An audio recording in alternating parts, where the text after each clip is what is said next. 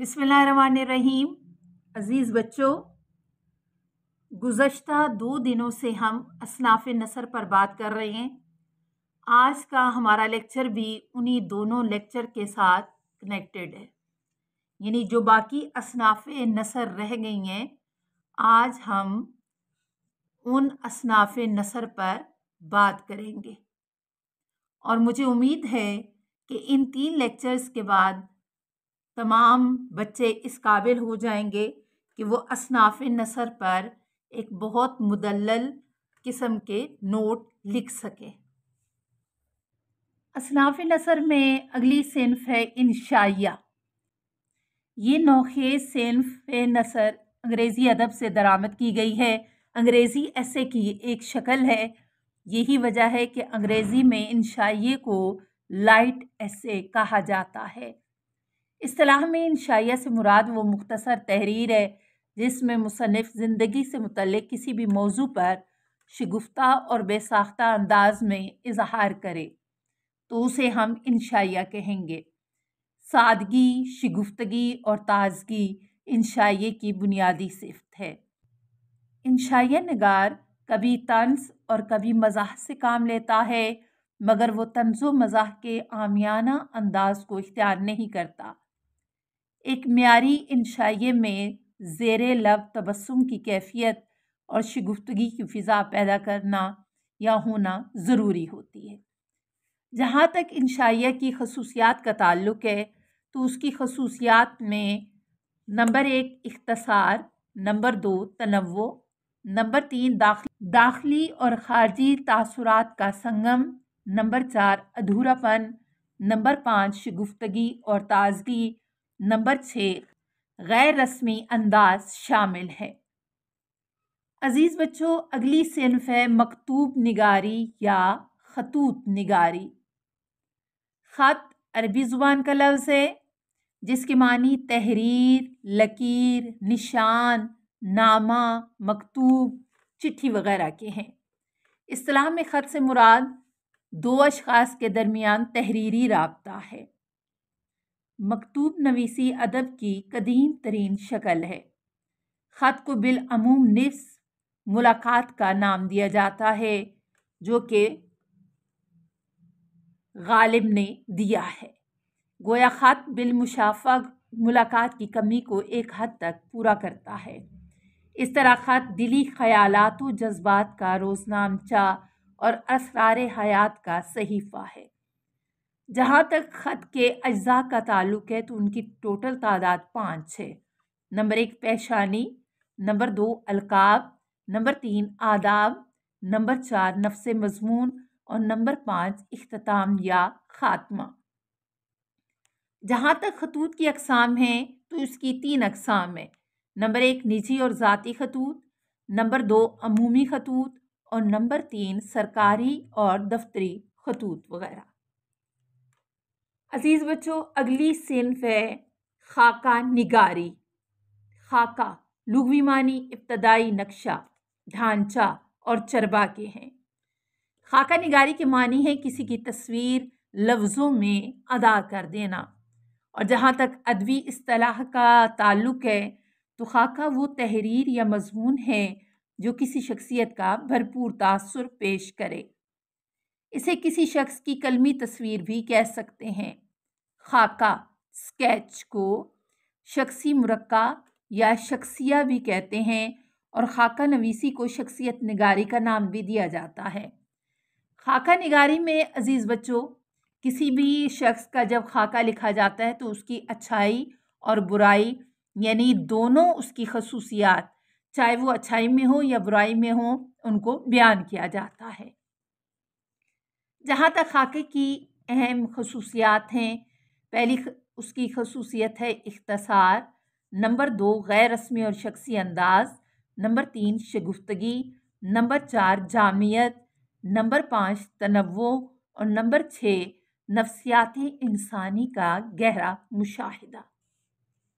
अज़ीज़ बच्चों, अगली सिन्फ है तनकीद। तनकीद का लफ्ज़ अरबी ज़ुबान के लफ्ज़ नक़द से निकला है जिसका मतलब है परखना, फ़र्क मालूम करना, खरा खोटे पर परखना, जांचना, अच्छे और बुरे में इम्तियाज करना वगैरह। और जब हम अदबी इस्तिलाह में इसकी बात करते हैं तो किसी फन पारे की खूबियाँ और खामियाँ वाज़े करना, और इसमें गैर जानिबदाराना राय कायम की जाती है, यानी इस पर अपनी राय देना और उसका मकाम और मर्तबा मुतय्यन करना तनकीद कहलाता है। फर्स्ट ईयर की दरसी किताब में डॉक्टर इबादत बरेलवी का मजमून कुछ अदब के बारे में तनकीद पर हर तरह से पूरा उतरता है। मुसन्निफ ने अदब के माखज़, उसकी तारीख, क़दामत, इंसानी फ़ितरत और अदब की अफादियत पर एक मुहक्किक की तरह से जायज़ा लिया है और मुदल्लल अंदाज में अपनी राय का इजहार भी किया है। उन्होंने एक मुहक्किक की तरह से तारीख का खोज लगाया है और फिर एक नाकद यानी नकाद की हैसियत से उसको परखा भी है और उसकी अहमियत और अफादियत पर मुदल्लल अंदाज में बयान भी किया है। अजीज़ बच्चों, अगली सिन्फ़े नसर है अदब, इंसानी जज्बात व एहसासात की तर्जुमानी करना। इससे इंसानी जमालियाती हिस्स के उसकी तस्कीन होती है। अदब के ज़रिए से मुआशरे की इस्लाह और तरक्की का काम लिया जाता है। अदब कौमों की ज़िंदगी में इनकलाब बर्पा करता है। अदब से तहज़ीब व तमद्दन और सकाफ़त को फ़रोग़ मिलता है। अदब के ज़रिए बदसूरत चीज़ को भी हुस्न की रानाई और दिलकशी पैदा की जा सकती है। उसके ज़रिए से हमारी समाजी ज़िंदगी में, हमारी मुआशरती ज़िंदगी में अगर हम देखें तो अदब की बहुत ज़्यादा अहमियत है और इसी के ज़रिए से हमारी ज़िंदगी में चाशनी और ख़ूबसूरती मौजूद है। अज़ीज़ बच्चों, अगली सिन्फ़े नसर है मुकफ़ा नसर। मुकफ़ा ऐसी नसर को कहते हैं जिसमें हम काफ़ी और हम आवाज़ अल्फाज इस्तेमाल किए जाते हैं। पहले जुमले का आखिरी लफ्ज़ दूसरे जुमले के आखिरी लफ्ज़ का हम काफ़िया और हम वज़न होना शर्त नहीं है। मिसालें इसकी देखिए, मेरी तरफ आओ, मेरा दरवाज़ा खटखटाओ। आओ और खटखटाओ एक वज़न पे है। नंबर 2, दुनिया आशिकों का बाज़ार है, इसमें कोई तेरा ख़रीदार है, कोई मेरा तलबगार है। बाज़ार, ख़रीदार, तलबगार हम काफ़िया अल्फाज। नंबर 3, किस हाल में है, शेर लोहे के जाल में है। हाल और जाल। नंबर 4, मैं नहीं समझती नेकी क्या चीज़ है, जो तुझको और तेरे जैसे चंद बेवकूफ़ों को अजीज़ है। चीज़ और अजीज़। नंबर 5, तेरा हर लफ्ज़ अदावत से भरा है, दुनिया का चमन बस मेरी ही कोशिश से हरा है। भरा और हरा। अगला देखिए, बस कर कीलो काल, अब देख मेरे आशिकों का हाल। काल और हाल। और आखिरी लफ्ज़ जो इसमें दिया गया है, ओ हिर्स के गुलाम, याद रख ये कलाम। गुलाम और कलाम।